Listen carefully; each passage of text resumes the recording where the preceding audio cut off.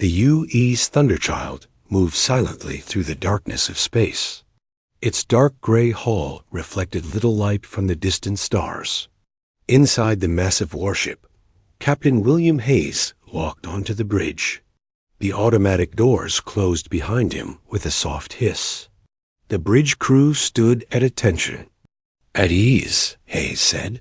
His voice was deep and calm. He had been in the Earth Navy for 25 years before moving to space service. His hair was cut short, gray at the temples, and his blue eyes missed nothing. "Status report," he ordered. As he took his seat in the command chair, Lieutenant Samantha Green turned from her scanner station. Her red hair was pulled back in a tight bun, and her green eyes were alert. "All systems normal, Captain. We are maintaining course through the Orion Arm as planned. No other vessels detected in our vicinity." Hayes nodded. This was the Thunderchild's first mission beyond the solar system. The ship carried Earth's most advanced weapons and shields. After the Proxima incident 3 years ago, when unknown aliens had attacked a human research station, Earth had poured resources into defense. The Thunderchild was the result. Chief Engineer Alan Foster entered the bridge, already arguing with Science Officer Diane Miller. Foster was a stocky man with strong hands and a constant frown. Miller was tall and thin with short black hair and quick movements. "The power allocation to the Hawking drive is perfectly balanced," Miller insisted. "Your adjustments will reduce efficiency by at least 12%. Foster shook his head. "Theory and practice are different things, Doctor. The drive needs more cooling than your calculations suggest." Hayes raised a hand to silence them. "Save it for the engineering meeting. What's our status?" "The Hawking drive is operating at 97% efficiency," Foster reported.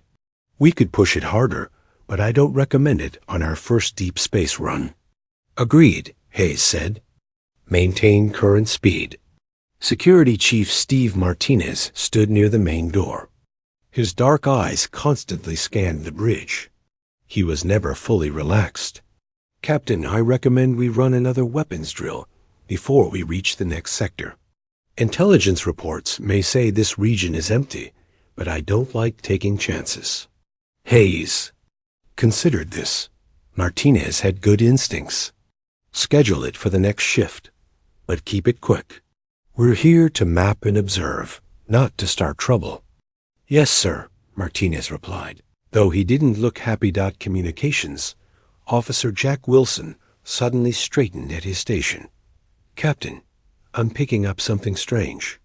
Energy signatures at the edge of our scanner range.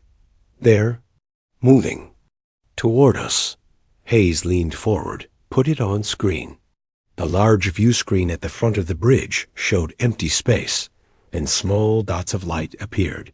As the scanner zoomed in, the dots became ships. 7 of them, moving in a precise formation. "They're fast," Green said, surprise in her voice. "Changing course to intercept us." "Yellow alert," Hayes ordered. "Raise shields, but keep weapons powered down. Let's not appear hostile." The bridge lighting shifted to a soft amber glow as the alert status changed. Crew members moved with practiced efficiency to their stations. "Are they responding to hails?" Hayes asked. Wilson shook his head. "Not yet, sir. I'm broadcasting standard greeting messages on all frequencies." The alien ships drew closer. They were unlike anything in Earth's database. Their hulls seemed almost organic, flowing rather than constructed, with blue-green lights pulsing along. "Their sides. They're taking positions around us," Green reported. Classic containment pattern. Hayes felt a chill. This was no chance meeting. These ships knew exactly what they were doing. "Sir," Wilson called out, "we're receiving a transmission. Video format compatible with our systems." "On screen," Hayes ordered. The view screen changed to show an alien face. The being had a reptilian appearance, with scales that shifted color slightly as it moved. Its eyes had inner eyelids that blinked sideways, and its mouth contained rows of small, sharp teeth. "Human vessel," the alien said in surprisingly good English. "This is Delegation Captain Czar of the Galactic Council Fleet. Your presence in regulated space is unauthorized. Power down your systems and prepare for inspection." Hayes stood up. Slowly, he kept his voice level and his posture straight. "This is Captain William Hayes of the United Earthship Thunderchild. We were unaware this region was claimed territory. We come in peace, but we will not power down our systems to unknown entities." The alien's inner eyelids flickered rapidly. "Your vessel's energy signatures exceed permitted levels for non-council species. Compliance is mandatory." Hayes glanced at Miller. She whispered, "They must be detecting our quantum batteries and shield systems." "Captain," Martinez warned, "they're activating targeting systems." Hayes made his decision quickly. Defensive protocols. Shields at maximum. The alien. Ships fired. Beams of bright energy shot toward the Thunderchild from multiple directions. The bridge crew tensed, many closing their eyes, expecting impact. Instead, the beams hit the Thunderchild's shields and dissipated in flashes of light. Green checked her readings. "Shields holding at 97%, Captain. Their weapons are based on particle acceleration technology. Our adaptive shields are redirecting the energy." On the screen, Captain Za's expression changed from confidence to confusion, then concern. "Human vessel," Izar said, his voice less certain now. "Your defensive capabilities are unexpected.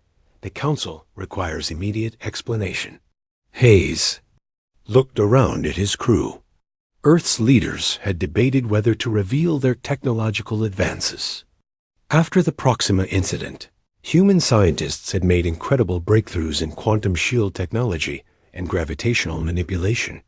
Even they didn't fully understand all aspects of their discoveries.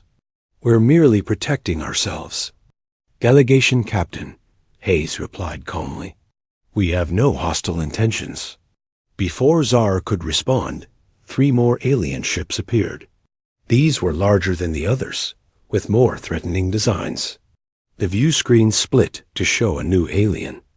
This one appeared to be made of living crystal, with facets that caught and reflected light.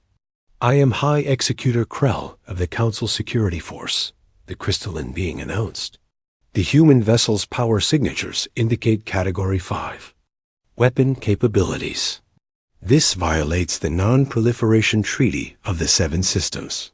Miller moved closer to Hayes and whispered, "They're scanning our Hawking drive and quantum batteries. They can't possibly understand the technology. We barely understand it ourselves." Hayes took a deep breath. This first contact was not going as planned. The Thunderchild had the power to fight its way out, but that would only confirm the alien's fears. "High Executor," Hayes said, "we're not signatories to your treaty. We developed our technology independently for defensive purposes only. Allow use to demonstrate our peaceful intentions." Martinez shook his head slightly, disagreeing with whatever Hayes planned. But the captain had made his decision. "Mr. Foster, prepare a controlled demonstration of our point defense system. Target that small asteroid at bearing 047. Precision elimination only." Foster nodded and entered commands into his console. The Thunderchild's smallest defensive weapon activated. A barely visible beam touched the distant asteroid, which silently broke apart into perfectly even pieces. Instead of calming the situation, the demonstration triggered alarm.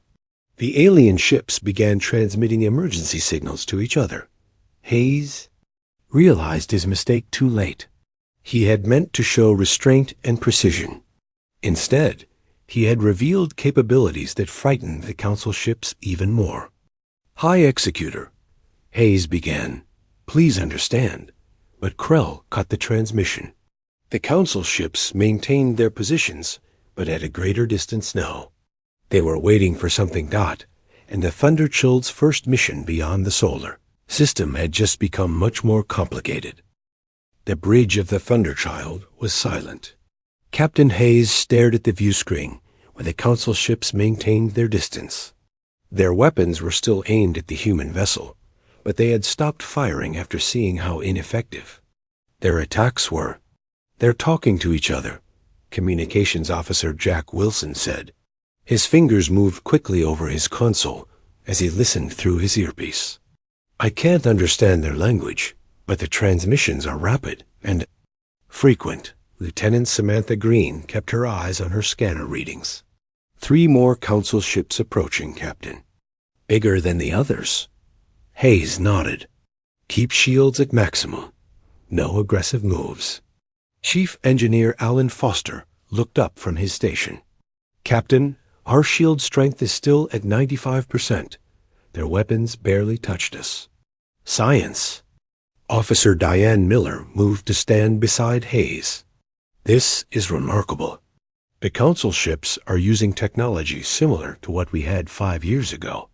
Before the Proxima incident changed everything." Security Chief Steve Martinez frowned. "Or they're holding back, testing our capabilities." Hayes considered this. Possible.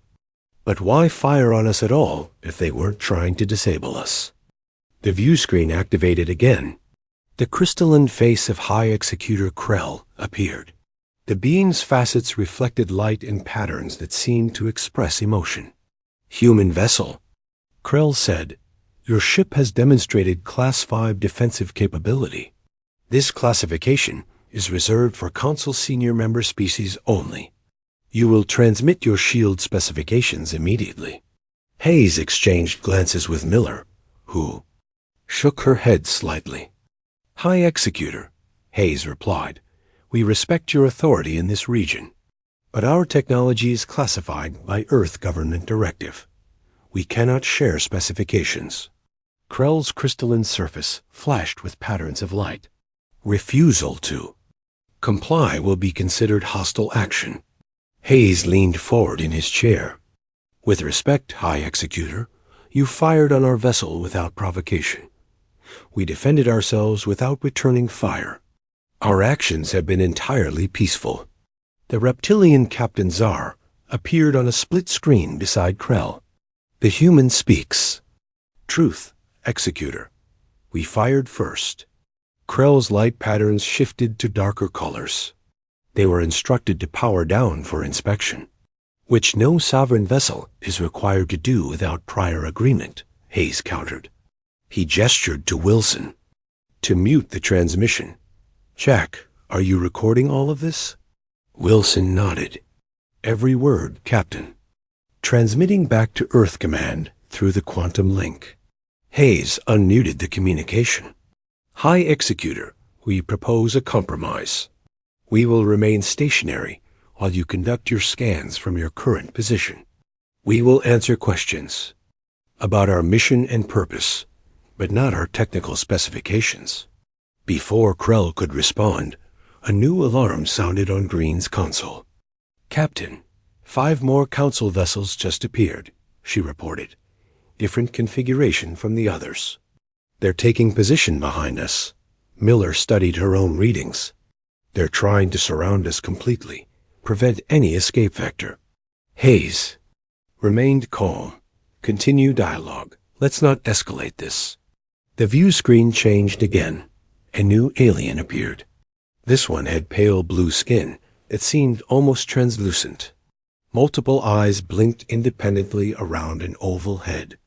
"I am Supreme, Director Vox of Council Strategic Assessment," the new alien announced.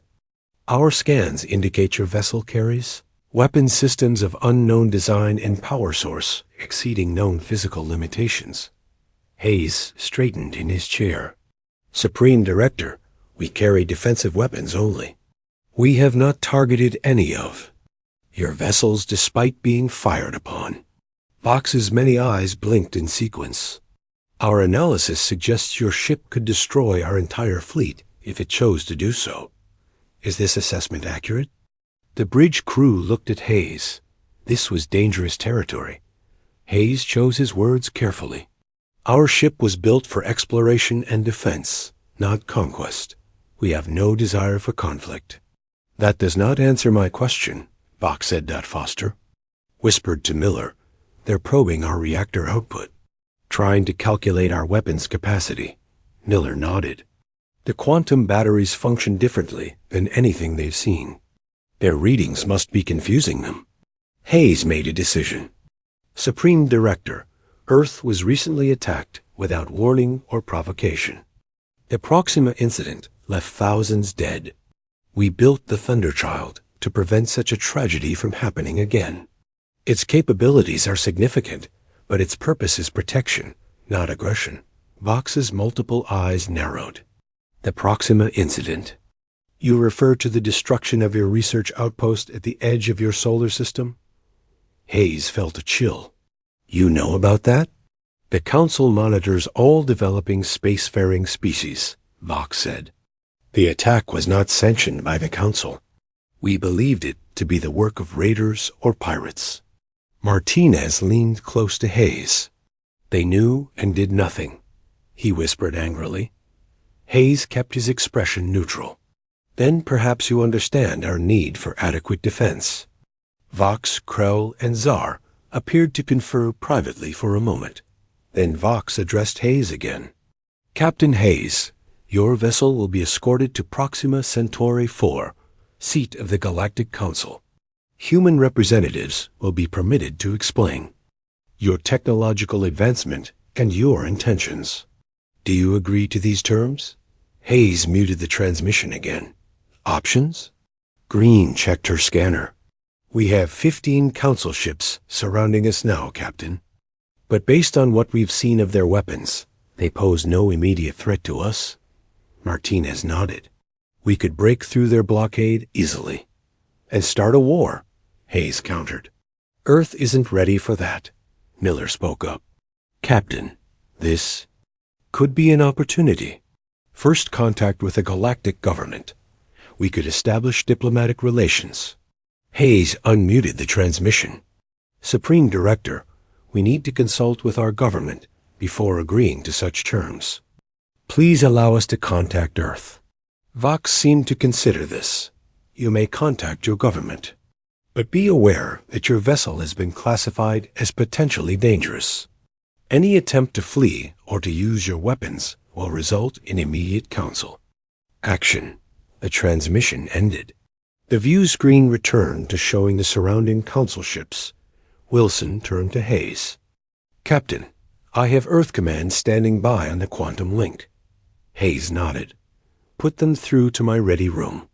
Martinez Green, you're with me. As Hayes stood, Foster approached him. Captain, they're afraid of us, not the other way around.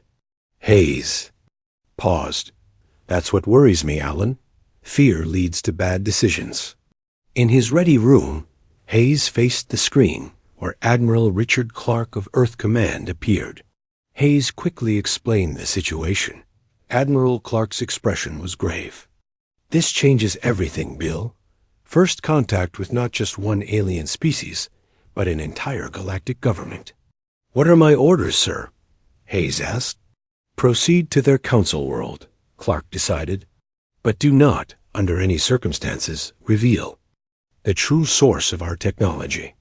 The Council must not know about what we found beneath the Pacific. Hayes nodded solemnly. The secret of humanity's sudden technological leap would remain hidden for now.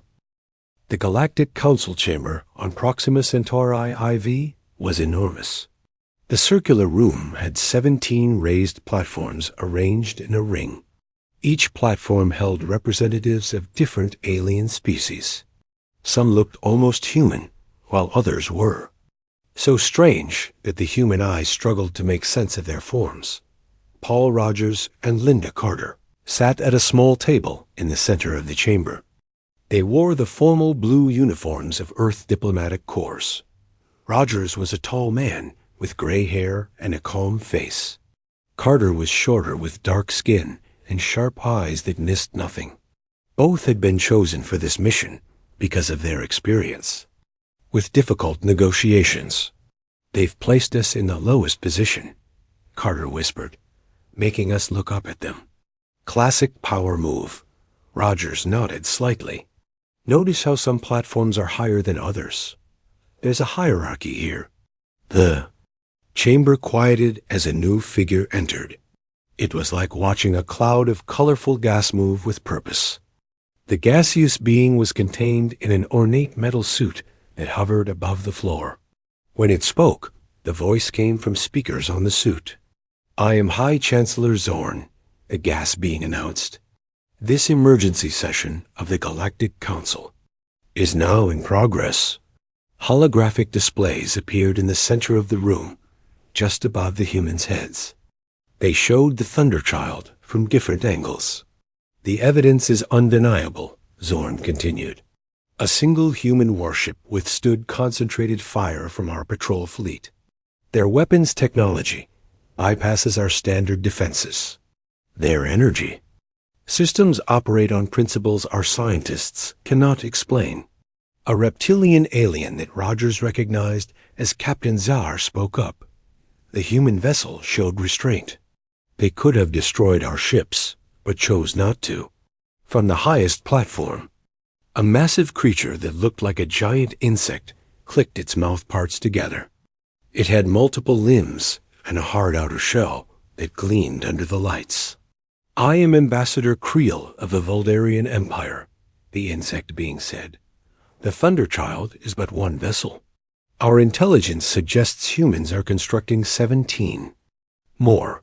This constitutes a serious threat to Council security." Rogers stood up. All eyes in the chamber turned to him. "Respectfully, High Chancellor," he said, "the Thunderchild defended itself when threatened. Earth has no expansionist intentions." Murmurs spread through the chamber. Many of the aliens seemed surprised that the human would speak without being. Invited to do so, Carter stood up beside Rogers. "We build these ships because we nearly faced extinction during the Proxima incident, an attack in our home system that the Council ignored." This statement caused an uproar. Many Council members began speaking at once in different languages. The translation devices the humans wore struggled to keep up. "Silence," Chancellor Zorn commanded. The gas within his suit changed color from blue to red. The human delegates will refrain from making accusations. From a shadowy platform near the back of the chamber, a new voice spoke. It was soft, but somehow cut through all other sounds. Everyone fell silent. A being that seemed made of living shadow stepped forward. It had a vaguely humanoid shape, but no clear features except 2 points of light where eyes would be. "I am Maya, Director of Council Security," the shadow being said. "The humans speak truth about the Proxima incident. We detected the attack, but chose not to intervene in what we considered an internal matter of a developing species." Carter and Rogers exchanged glances. This was the first admission from the Council about their knowledge of the attack. Maya continued, "What concerns us is not that humans built defensive ships. It is the level of technology they now possess. By our estimates, humanity has advanced approximately 300 years beyond their expected development curve." The shadow being moved to the edge of its platform. "One propose immediate classification of human warships as Category 1 existential threats. Their technology cannot be allowed to proliferate." Rogers stepped forward. "Director Maya, Earth wishes only to protect itself and to join the galactic community peacefully. We request observer status on the Council and offer to share some of our technological advances." The insect ambassador Creel made a harsh clicking sound. "So the truth emerges. Humans wish to trade their weapons technology, perhaps to those who would use it against the Council." "That is not what I said," Rogers replied firmly. High Chancellor Zorn raised a mechanical arm from his suit. "We will now vote on Director Maya's proposal. Should human warships be classified as Category 1 existential threats?" One by one, the representatives of each species registered their votes on glowing panels before them. Rogers and Carter watched helplessly. 13 in favor, Zorn announced. 3 abstain, 1 opposed. The motion passes. The Chancellor's voice reverberated through the chamber. Human warships are hereby classified as existential threats. All Council species are forbidden from sharing technology with humans. Containment protocols are now in effect. Carter stepped forward. Chancellor Zorn, what exactly does containment mean? It was Maya who answered. Human vessels will be restricted to your home system. Any human warship detected beyond your solar system will be considered hostile and dealt with accordingly. You're quarantining us, Rogers said in disbelief. For the safety of the galaxy, Creel added. What none of the Council members knew was that Jack Wilson, the communications officer on the Thunderchild, was listening to every word. Using quantum entanglement technology that the Council didn't understand, Wilson was transmitting the entire session back to Earth in real time. On the bridge of the Thunderchild, which orbited Proxima Centauri 4 under heavy guard, Captain Hayes watched the Council proceedings with a grim expression. Send a coded message to Earth Command, he told Wilson. The Council has shown its hand. Implement Protocol Omega. Wilson nodded and began typing. Do you think they'll really try to contain us, sir?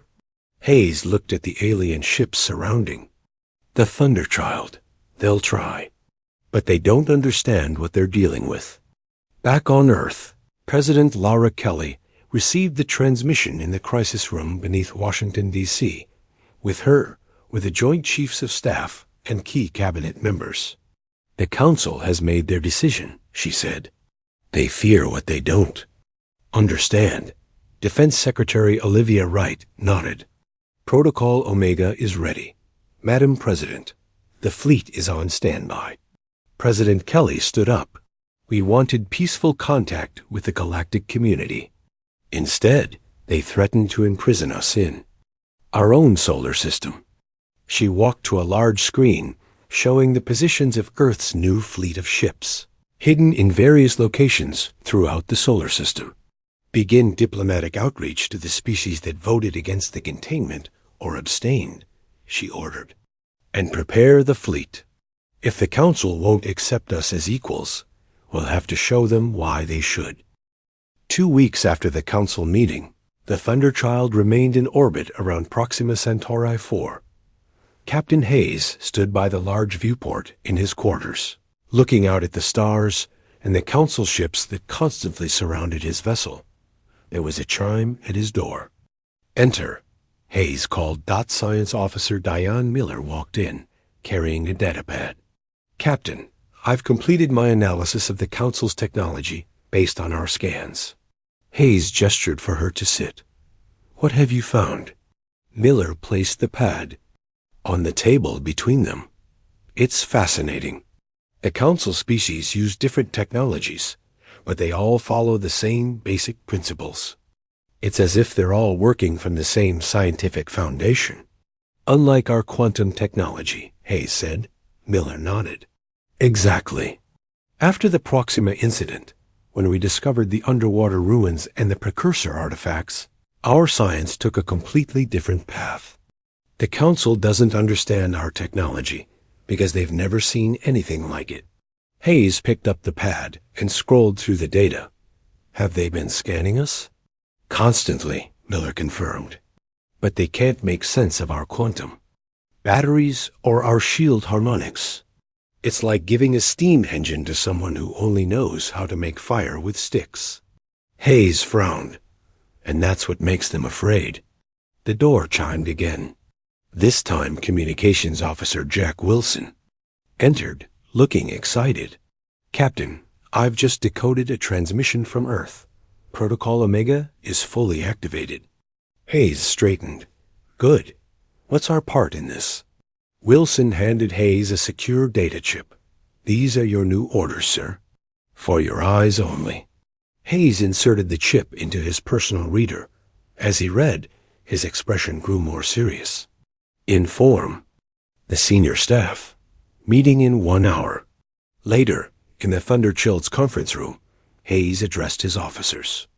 Earth has decided on a two-part strategy. While the Council focuses on us, Earth will send diplomatic envoys to non-Council races, particularly those who abstained or opposed the Council's vote. Security Chief Martinez nodded in approval. Divide and conquer. More like making new friends, Hayes corrected. Our role is to create a diversion. We're to conduct what will appear to be weapons tests just outside Council space. Engineer Foster looked concerned. They'll see that as a provocation. That's the point, Hayes said. While they focus on us, smaller, stealthier human ships will make contact with potential allies. Lieutenant Green studied the star chart on the wall display. The Council ships are still watching our every move. How do we get away from them? Hayes smiled slightly. We don't. We're going to let them escort us back toward Earth, then make a detour that will get their attention. On Earth, President Laura Kelly met with her advisors in the Situation Room. The large screen showed the positions of all known Council ships near Earth's solar system. They've established blockades at every jump point in our vicinity, Admiral. Richard Clark reported. His gray uniform was decorated with medals from a lifetime of service. The Thunderchild has been ordered to return, but Captain Hayes reports they're being shadowed by at least 20 Council vessels. Defense Secretary Olivia Wright stood beside the star map. She was a tall woman with short black hair and a serious expression. The Council doesn't understand our technology because it's not based on conventional physics. We achieved our breakthrough by thinking differently. President Kelly nodded. That's our advantage. While they focus on the Thunderchild, our stealth, ships will make contact with these three species. She pointed to different points on the map. The Drevlians, the Korath Collective, and the Outer Rim Confederacy. All have reasons to resent Council control. What if the Council discovers what we're doing? Asked Foreign Secretary Daniel Wilson. Then we'll need allies more than ever, Kelly replied. Back on the Thunderchild, Hayes watched the Council ships, maintaining their distance as his vessel approached the edge of the Proxima Centauri system. They're still scanning us, Green reported from her station. Hayes nodded. Good. Let's give them something to look at. Mr. Foster, power up the auxiliary generators. Make it look like we're preparing for a jump. Foster worked at his console. Powering up, Captain. The energy signature will be unmistakable. Within minutes, the Council escort ships moved closer. A communication came through. Human vessel. Captain Zaur's voice sounded tense. You are not authorized to engage jump drives in this sector. Power down immediately. Hayes signaled to Wilson to open a channel. Captain Zaur, we are simply preparing to return to our home system as ordered by your Council.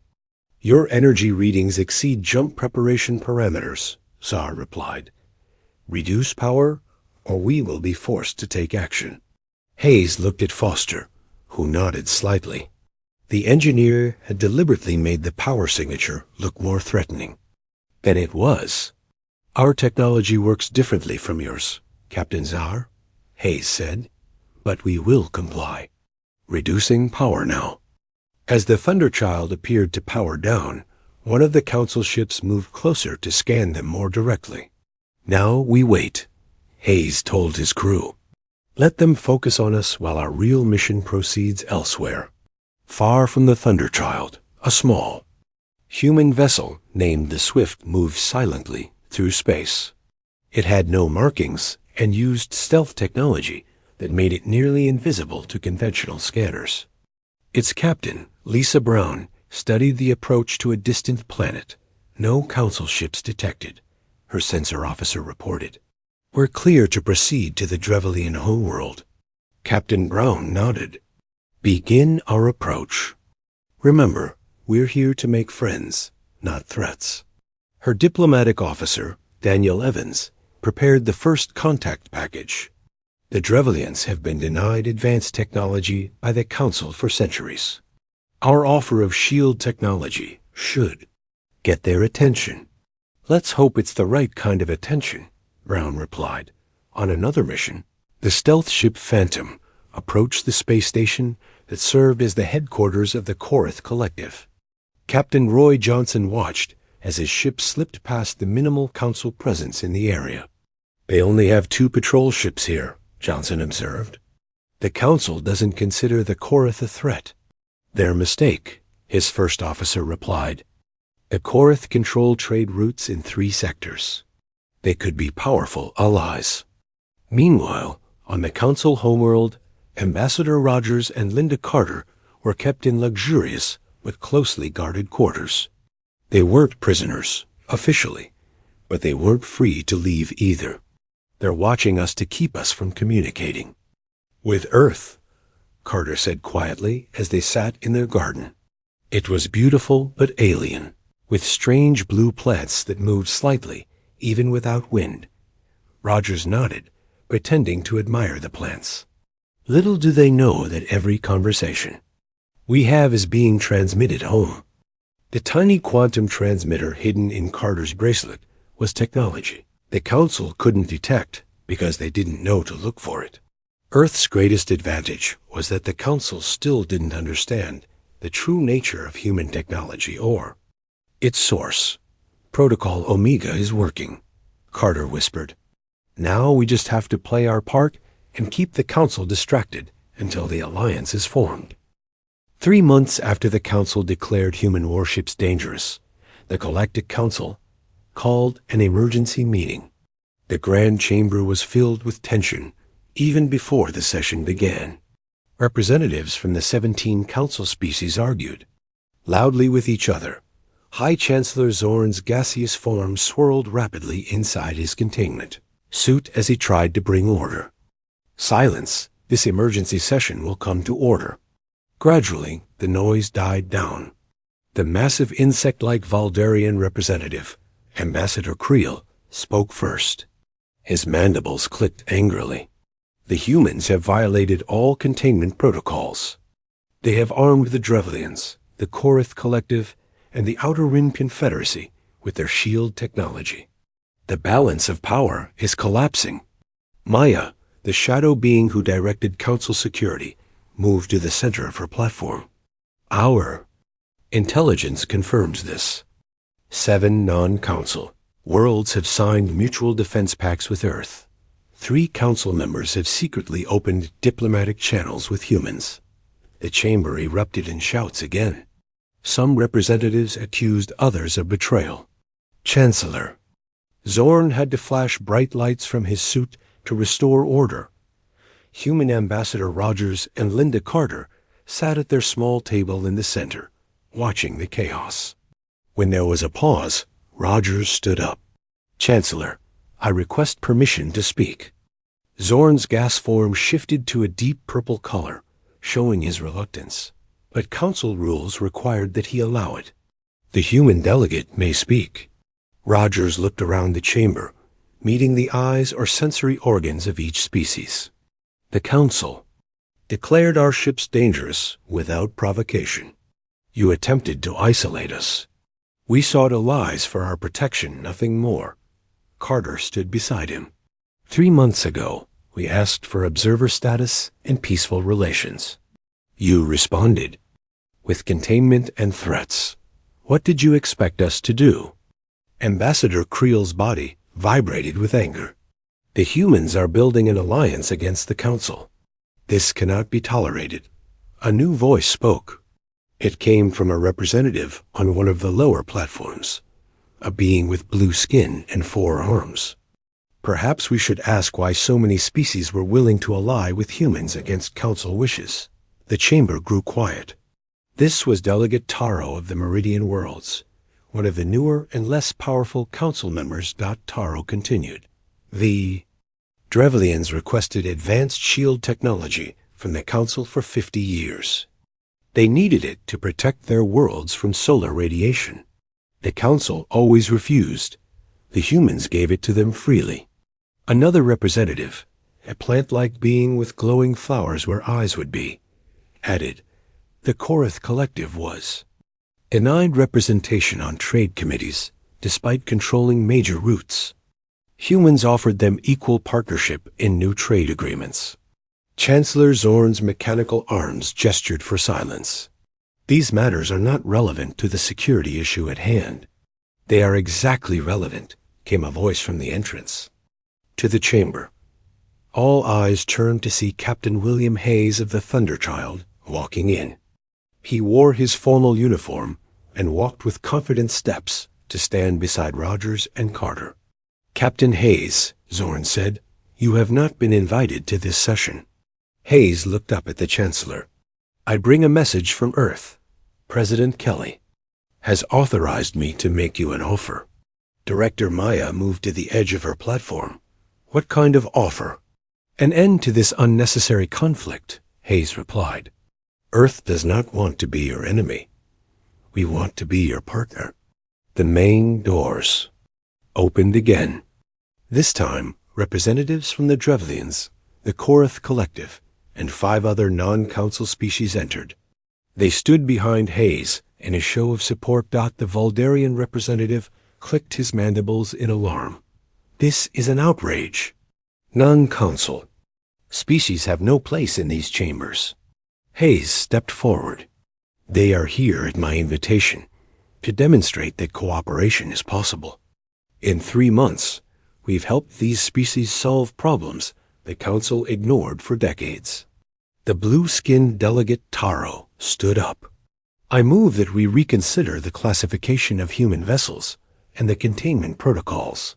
Chancellor Zorn's gas form swirled faster. A council does not respond to pressure tactics, Captain Hayes. Hayes nodded. Then perhaps it will respond to this. He activated a small device on his wrist. The large view screen in the chamber activated, showing space. Outside the council world, 15 human warships appeared, dropping their stealth fields. They were positioned in a protective formation, not threatening, but impossible to ignore. Gasps and shouts filled the chamber. Maya's shadow form seemed to grow larger. You bring your fleet to our homeworld? This is an act of war. Hayes shook his head. If we wanted war, we would have responded with force 3 months ago when you tried to contain us. This is a demonstration of our good faith. Our ships are here to protect, not threaten. He pointed to the screen where the human ships were now, joined by vessels from the Drevlians, the Korath, and other new allies. We've formed the Independent Systems Alliance, Hayes explained, not to oppose the Council, but to work alongside it.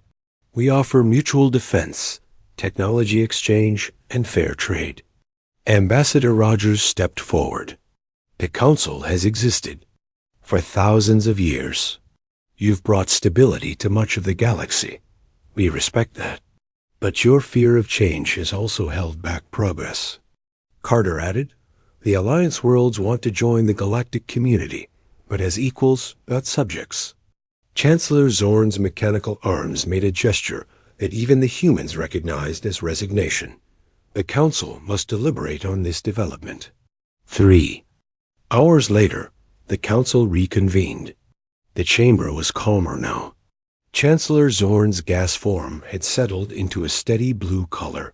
The Council has reached a decision, Zorn announced. The containment declaration will be rescinded. Earth will be offered observer status in the Council, with the possibility of full membership in the future. Hayes, Rogers, and Carter exchanged relieved glances. The Independent Systems Alliance will be recognized as a legitimate diplomatic entity, Zorn continued. Trade and technology exchange protocols will be established. After the formal session ended, Chancellor Zorn approached the human delegates privately. His mechanical suit hummed softly as he moved. Your Captain Hayes showed remarkable restraint, Zorn said. We misinterpreted your intentions. Carter looked directly at the gas being within the suit.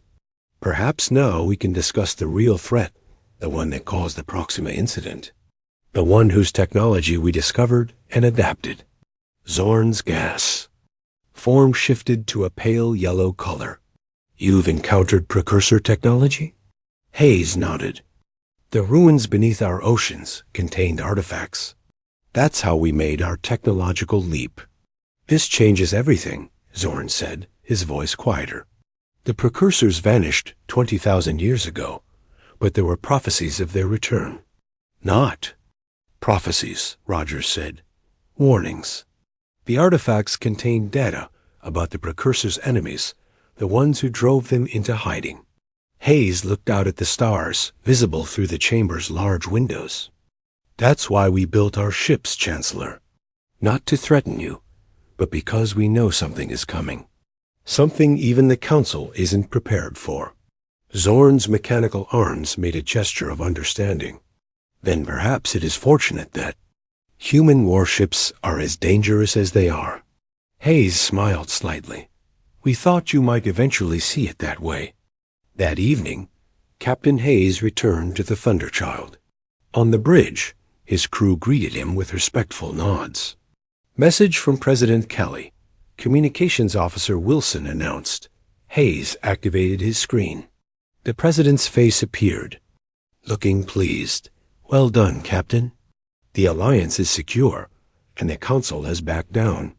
Your mission was successful. Hayes looked around at his crew Green, Foster, Miller, Martinez, and Wilson, who had become respected and somewhat feared throughout known space. It was never about being dangerous, Hayes responded. It was about being respected. Humanity doesn't want to rule the stars, Madam President. We just want our place among them. As he ended the transmission, Hayes looked out at the stars. The Council ships that had once surrounded the Thunderchild, as guards now maintained position as equals. Humanity had found its place in the galaxy. And when the ancient threat finally returned, they would not face it alone.